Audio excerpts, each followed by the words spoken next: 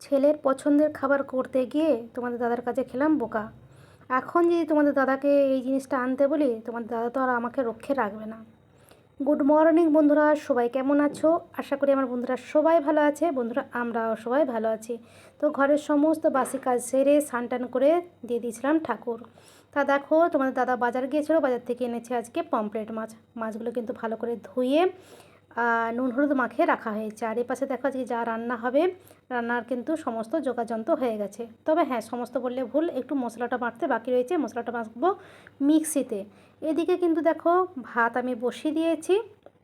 তা চলো বন্ধুরা, রান্নাটুকুন করে নিই, তারপর তোমাদেরকে দেখাচ্ছি যে আমি কী রান্না করলাম।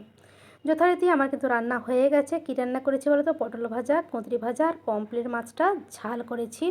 সমস্ত মশলাগুলো তো দেখলেই, টমেটো আর কাঁচা লঙ্কা দিয়েছি। আর এখানে রয়েছে অবশ্যই এক হাঁড়ি ভাত।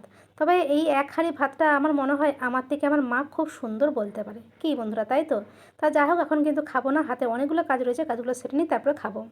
যথারীতি হাতের কাজগুলো কিন্তু সারা হয়ে গেছে। তো আমি ভাত বেড়ে নিয়েছি। আমি ভাত বেড়ে নিয়েছি বলতে তোমাদের ভাইপো আমি দুজনেই খাবো। তা দেখো, তোমাদের ভাইপো তো আজকে ভীষণ খুশি, কারণ ওর প্রত্যেকটা পছন্দের জিনিস হয়েছে। কুঁদরি ভাজা খেতে আমি ভীষণ ভালোবাসি। আর কি বলতো, এরকম ঠিক হালকা হালকা ভাজা হবে, ওই কুঁদরি ভাজাটা খেতে আমার ভীষণ ভালো লাগে। তবে আমি কুঁদরির সমস্ত তরকারি বেশি ভালোবাসি, তবে ভাজাটা যেন বেশি ভালো হয়। তা দেখি পমফ্রেট মাছের ঝালটা কেমন হলো। তা না গো বন্ধুরা, অসাধারণ মানে অসাধারণ হয়েছে পমফ্রেট মাছের ঝালটা। তা খাওয়া দাওয়ার পর কিন্তু অনেকটা টাইম কেটে গেছে, সন্ধ্যা দিয়ে বসে রয়েছে। এদিকে আমার কর্তামশাই চলে এসেছিলো। কেন এসেছিলো তোমাদেরকে দেখায়, তোমরা দেখো আমার কর্তামশাই কেন এই সময় ঘরে আসলো। এই দেখো, এনেছিল চাউমিন টিফিন খাওয়ানোর জন্য, বুঝেছো? তা আমি অনেকটাই চাউমিন এনেছে, এক প্লেট চাউমিন অনেকটাই হয়, তো এতটা চাউমিন আমি খেতে পারবো না। তা তোমাদের দাদাকে বললাম, তুমি এক কাজ করে হাফ নিয়ে চলে যাও, তোমরা দোকানে খেয়ে নেবে, ওর সঙ্গে আরও কিছু যোগ করে নেবে। তা সত্যিই চাউমিনটা কিন্তু অসাধারণ। তোমাদের দাদার দোকানের পিছনেই দোকানটা, সত্যিই ওই দাদার দোকানের খাবারগুলো প্রত্যেকটাই খুব সুন্দর। আমি যখন যা খেতে ইচ্ছা করে ওই দাদার দোকান থেকে কিন্তু খাবার এনে খাই। যথারীতি কী বলো তো, অনেকটাই রাত হয়েছে।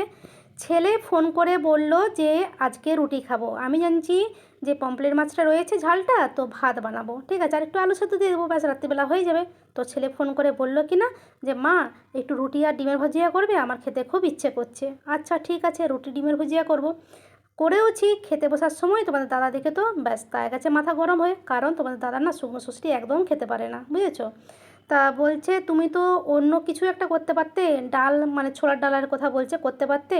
তা আজকে কি বলো তো, লাভের দায়ে মানে দুধও বাড়ন্ত। এই সময় যদি তোমাদের দাদাকে বলি যে একটু দুধ আনবে, ব্যাস তাহলে তো আমার রক্ষে নেই, বুঝেছো? তা আমি কি করব, মুখ বন্ধ করে চুপচাপ তোমাদের দাদার একটু গজগজানি শুনলাম। তবে হ্যাঁ, একটুই বকাবকি করেছে, বেশি করে না। আর বললাম যখন যে দুষ্টু ফোন করে বলেছিল, তখন আর বিশেষ কিছু বললো না। বলছে তোরা আর খাওয়া পাস না, ওই ডিমের ভুজিয়া রুটি কি খেতে ভালো লাগে খেতে। তা যাই হোক, ছেলের পছন্দসই খাবারটা তোমাদের দাদাও মেনে নিল। যাই হোক, রাতের খাবারটা খুব আনন্দ করেই খেলাম। আজকে সারাটা দিনই খুব ভালো ভালো খাবারই খেয়ে কাটালাম। তবে আমাদের সাধারণ মধ্যবিত্ত ঘরে খুবই ভালো খাবার। তা যাই হোক বন্ধুরা, ভিডিওটা কেমন লাগলো অবশ্যই একটা লাইকের মাধ্যমে জানাবে, একটা কমেন্টসের মাধ্যমে জানাবে। তো চলো, সবাই ভালো থেকো, সুস্থ থেকো।